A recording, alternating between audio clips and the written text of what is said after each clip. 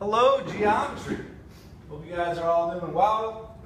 Ladies and gentlemen, we're going to just go over 1-3 with the guided notes here, so you can just follow along with your own notes, and then and just listen to this, and then just get the information you need. Watch as many times as you want. I know you guys don't have warm-ups number 3 and 4 with you, but that's okay. So first, just go ahead and just pause the video for a second and just take a minute and just try these on your own, get your mind flowing, and then I'll go over it.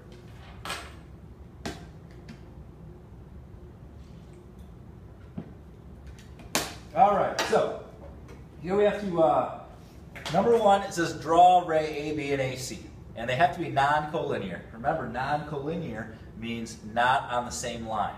So I can't have all 3 points on the same line. So let me draw ray AB. Remember, because A is my first letter, that's my end point to the ray. I always think of it as a starting point. But this has to be A. And then I'm going to draw another ray, all right, and C, with AC, but it can't just make a line because then it would be collinear. So to make it non-collinear, I'm just going to draw going in a different direction. And look at that, it makes an angle that we'll be talking about today. So next, if 2 planes intersect, they form a line. And that is, there's a nice picture of it in section 1.1 for you to look at. It's hard to draw. Next, use segment addition postulate to write an equation. So to do that, what I want to do is think, and this is important, we're doing it all year, the distance from A to X plus the distance from X to B has to equal the total distance from A to B. And then number 4, it says H is a midpoint of CZ. What can you say about CH and CH and HZ?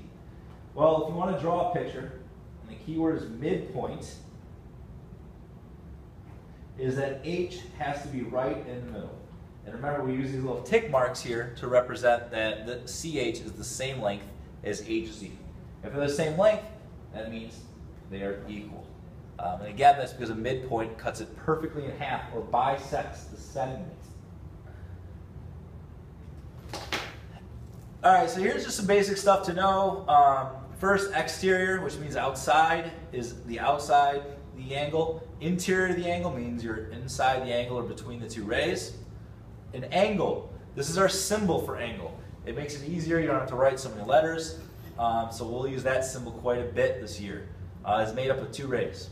Types of angles, there's 4 types of angles we're going to worry about. Acute, you can think of it as a cute little angle. It helps you remember it's between 0 and 90 degrees. A right angle is 90. Obtuse is bigger than 90 but less than 180. If it is 180, it's a straight angle. And then if you go bigger than 180, you start to really become an acute angle again. Some classes, they'll talk about 600-degree angle measures and stuff. We're not going to quite get into that. It's more tricky stuff. But next are congruent angles, and this is our symbol for congruent. It's got this equal sign with a tilde over it. Congruent really just means they're the same. It really is a lot like equal. The only difference is in the context, and that is if we're describing a picture, like we will be with like segments or angles and stuff, we'll actually use the word congruent. It really means the same as equal. Like these are 2 congruent angles. They're both 70 degrees.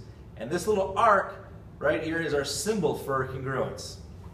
So in your guided notes, it also says draw 2 congruent angles, and this will just help stick it in your mind so you remember it better. So draw 2 congruent angles, or 2 angles that are congruent. And go ahead and try that now. Pause the video for a sec. Draw 2 angles the same.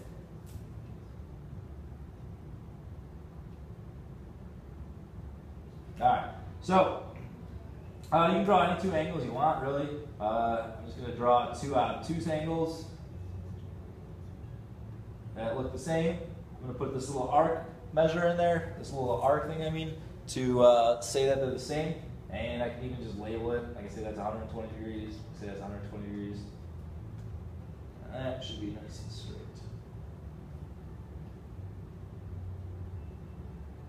All right. Name all the ways angles can be labeled.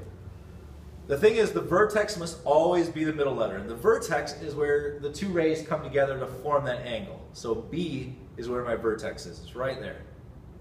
And there's a few ways we can label these angles. The first way is this is number 1 right here. We can call this angle 1 because it's already labeled with a number. So angle 1 works. We could also call it angle B because that's right where the vertex is. And so angle B works, and I know that we're talking about this angle. And then lastly, we could call it angle A. I'm sorry, we could use 3 letters. But again, B always has to be the middle letter in this case because the vertex is always the middle letter. So I can say angle ABC, or I could say angle CBA. Like that. What I cannot say is angle BAC. If I said angle BAC, I would be talking about the angle where A would be the vertex. So it's really like this imaginary angle here that would be formed with C, would be angle A. And so that's not what we're talking about. We're talking about angle B. Which brings up the next thing. Why would you use 3 letters when you can just use 1? Well, here's a case where you need to use 3 letters. If you talk about angle B here in this picture, I can't tell you what angle you're talking about. I actually have 3 angles in this picture. I have angle ABC, angle CBD, and I have angle ABD, the big angle here. So 3 different angles. I can't use just 1 letter. I have to use 3 letters to make it clear. So now we're going to talk about the angle addition postulate, which yesterday we talked about segment addition postulate, which is where you added those segments together to equal the total big segment. This is the same idea, except we're talking about angles now.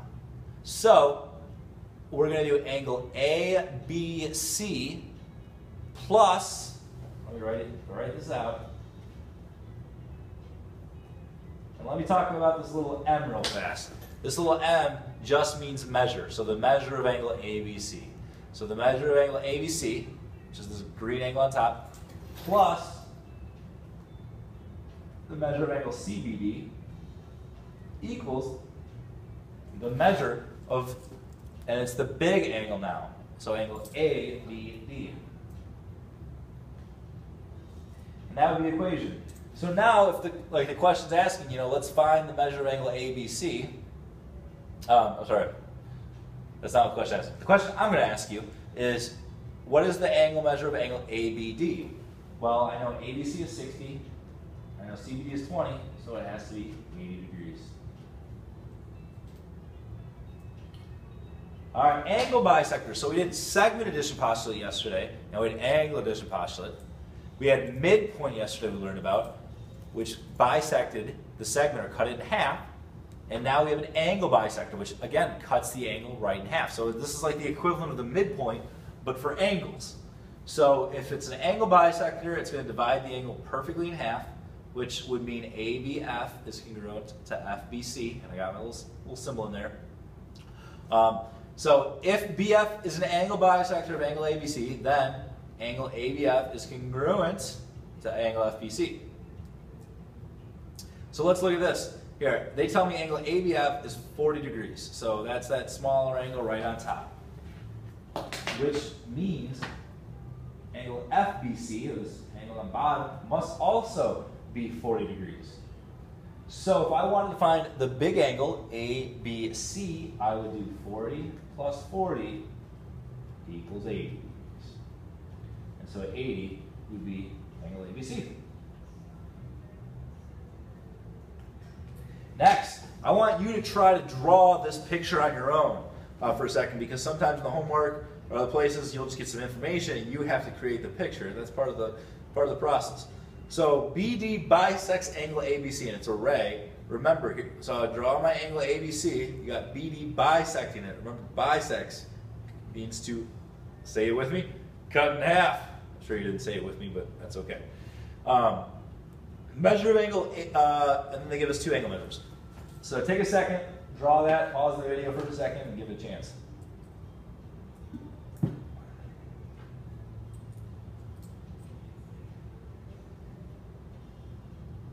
All right. Hopefully it's something that looks like this a little bit, where you just have a big angle, ABC. I mean, it could be an obtuse angle even. And then you have this ray coming out, BD, where it starts at B and then just shoots off in that direction. And then I labeled, you know, ABD as 6x plus 3, angle DBC as 8x minus 7. And so now what I can do, I'm going to have to go ahead and find out what x is. So first, what does the given info tell us? Well, it's got this key word, again, bisects. So it tells us it bisects. That is the key. Now, to solve this, I've heard before, it's a great thought because we just learned about the angle addition postulate. I've heard, hey, why don't we take angle ABD plus DBC and just set it equal to the big angle? And you're right, you could do that. The problem is, I don't know anything about angle ABC. I don't know anything about it. So, at the result, if you did 6x plus 3 and then added this angle, 8x minus 7 equals the big angle, it doesn't get you anywhere. It's a dead end. You can try it, but you just won't be able to solve it. So we have to go back to, all right, that didn't work. So what does work? Well, we got bisects that we have to use. And that means, again, these are the same. So we can just go ahead and set them equal to each other. So 6x plus 3 equals 8x minus 7. And then we can just solve for x. So I will subtract 6x from both sides. I will add 7 to both sides. And then I will divide both sides by 2 to get x equals 5. And you may say, oh, we're done. No, we're not, because it asks for angle ABC, not just what x is. So we have to go back and substitute x in and find out what these angle measures are. So I'm going to plug in this 6 times 5 plus 3 equals 33 degrees. 8 times 5, which is 40, minus the 7, got back to 33 degrees. Cool, these came out the same. They should be the same because we know they bisect. And so angle ABC, if you want to think now, kind of think about the angle addition postulate. The measure of angle ABC has to be the 33 degrees plus 33 degrees, or a total of 66 degrees. And that's how you would have to solve that problem. So I hope that helps. Again, if it doesn't, watch the video again. Go on Edmodo. If that doesn't help, go on Edmodo. There's another teacher that will explain it to you, or you can YouTube it, or yeah. So hope good luck and have a good day.